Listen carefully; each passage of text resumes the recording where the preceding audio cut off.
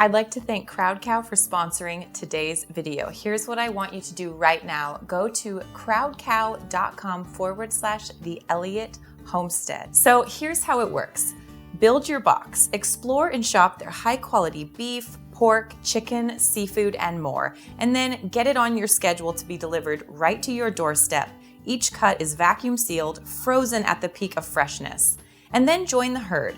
Become a member for free and get perks like 5% off and free shipping on orders $99 or more. And if that's not enough, for a limited time, CrowdCow is putting free items into the boxes of new members. So click the link below to see what's being offered right now. Visit crowdcow.com, the Elliott Homestead, to get 15% off your first order and to become a member of CrowdCow for free. We love bringing high quality meats and seafoods into this kitchen, cooking them and enjoying them, and CrowdCow makes that possible. So visit crowdcow.com/the Elliott Homestead to get started. Hey friends, welcome to my kitchen. It is a beautiful and incredibly hot Saturday here on the farm, and once again, we've decided to run to the mountains. We thought it'd be fun to take the kids up to one of their favorite fishing holes for the night where the air is a little bit cooler, it's a little bit more breezy, but alas, we still need to eat. So I thought we would use some of that beautiful CrowdCow shrimp that we have in the refrigerator right now to make up one of my very favorite dishes. So we're gonna make some blackened shrimp skewers, and there is a really, really good way to do this. There's a few tips and tricks that I wanna share with you on how to get a really good sear on a shrimp. And then, as you can see, we have a bit of a bumper crop already of green beans from the market garden, which means that we need to use them up. So we're gonna make a green bean salad that I learned to make from one of my very favorite restaurants here in our hometown. And overall, just have some fun in the kitchen today, make some delicious food, and make it up to the mountains a little bit later on. So the first step in making this beautiful shrimp is to peel the shrimp. Now, I don't mind leaving the tails on because I think they're pretty, but I don't like having to pick the shell off before I eat it. It's really not hard to peel shrimp. Most of the time when you get them, like these beautiful wild-caught shrimp, these are deveined, which you can see they have this slit up the back, which means that the vein that goes kind of from the brain to the end of the shrimp has already been removed for us. So all that's left for me to do right now is just to take the rest of the shell off. And then I'm gonna put them onto this paper towel lined tray. And the reason that I'm going to do this is I'm going to salt them and let them sit for about 15 minutes. What this does is draw a little bit of the moisture out of the shrimp, but ultimately helps the outside to dry up a little bit because we really wanna sear the shrimp and not boil the shrimp. There's a big difference. So I'm just gonna tuck in here for a few more minutes, get all these shrimp peeled, and then we'll move on to the green bean salad.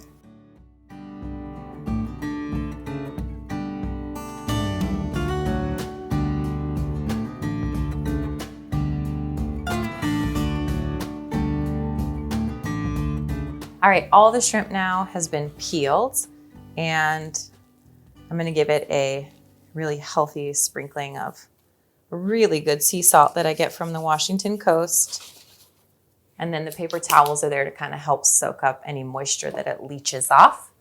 Set those aside, and I'm gonna turn my attention to the green bean part of this. This is a beautiful bush bean that I grow. It's called Trilogy, and I get the seed from Johnny's. And it's a trilogy, so it has a yellow wax bean, and then a green bean, and then a purple bean. So it makes a really beautiful salad. Really easy to prep, but it does just take a second. I don't worry about cutting the beans or like taking the little tail part off there. The only part that I bother to take off is the stem at the top because it's really chewy and it can kind of get like stuck in your throat, which we don't want. So I've got some water heating up here over on the stove. Just a little bit of water because we're just gonna really kind of blanch these pretty quickly. So while that's heating up, I'm just gonna pop the little stems off of these green beans, and then we'll be ready to do the next part.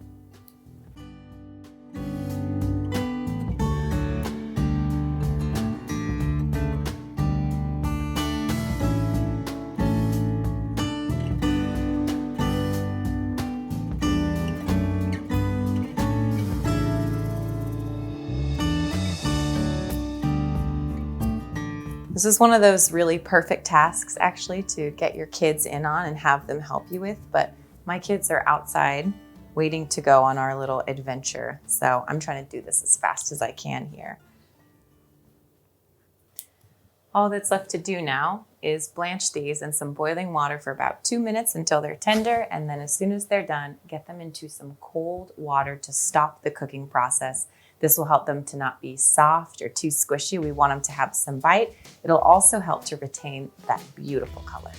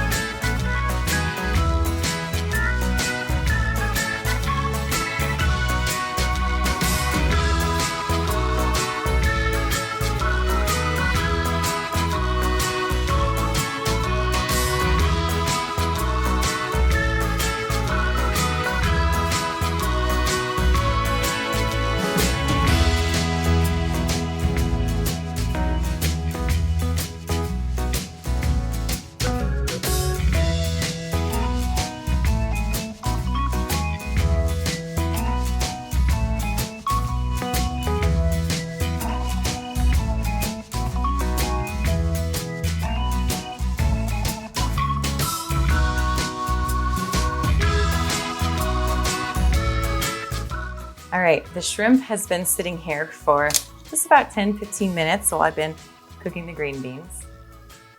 So I've got my cast iron skillet, which is really important because cast iron has such a beautiful way of getting that char on the outside. And that's really what we want. So I'm gonna keep the salt on, add a little bit of olive oil, and then add a little bit of sugar. Now, the sugar acts to kind of help caramelize and give the shrimp the crust on that outside. Again, we're going for a beautiful charred shrimp, not a boiled shrimp. Just a little bit is all you need.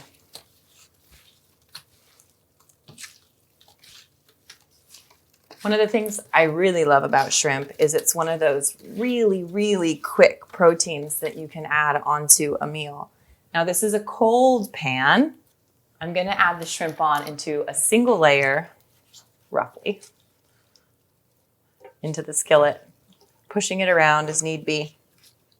Now remember, I'm starting this in a cold pan, or as cold as it can be this time of year. The kitchen's still pretty dang hot. I'm gonna turn the temperature onto a medium high. We're gonna cook these pretty hot and pretty fast. They're only gonna cook for 3 minutes on one side. Then we'll flip them over, turn off the heat, and just let the residual heat of the pan cook that second side. So this is our opportune moment to get a really good crust on those shrimp.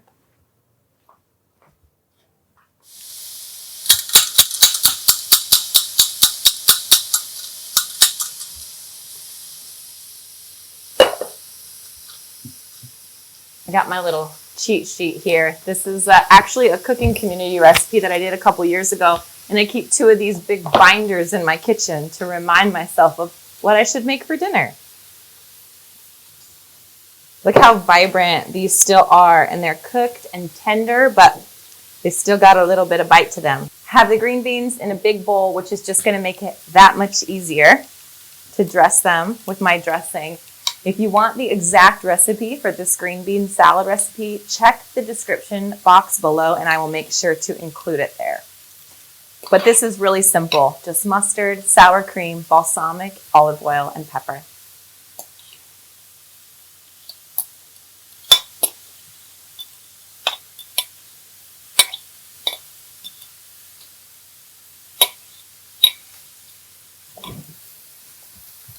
So I can really smell the shrimp all of a sudden, and you gotta learn to trust your nose because usually it's trying to tell you something. It's a great time to just stop and check. So look at this shrimp. This is from the middle of the pan where it's the hottest, and you can see it does not have a char on it yet, so it's not ready. I'm gonna try and mess with these as little as possible.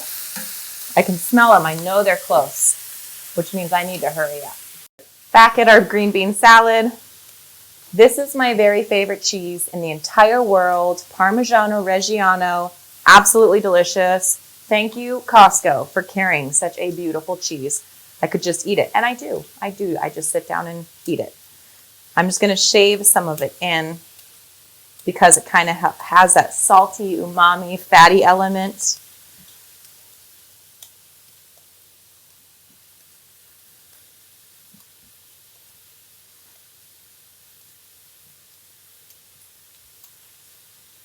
Basically, if you shave Parmesan cheese on top of anything, it's gonna be a lot better. Can hide a lot of culinary mistakes with Parmesan. All right, and then you just gotta get dirty. Depending on how salty your Parmesan cheese is and what kind of balsamic vinegar you used, you might need to add just a little bit of salt at this point, and really there's only one way to tell, and that is to taste test.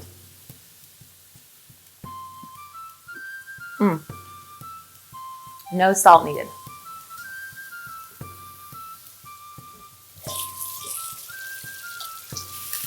All right, check this out. This is what we are going for. This looks and tastes so much different than a shrimp that is cooked in a liquid. This has been seared, and that's gonna go with the salad so much better. So now that I know these are done, I'm gonna kick the heat off, flip them all over, and just let them sit in the pan for a few minutes to finish cooking on the opposite side.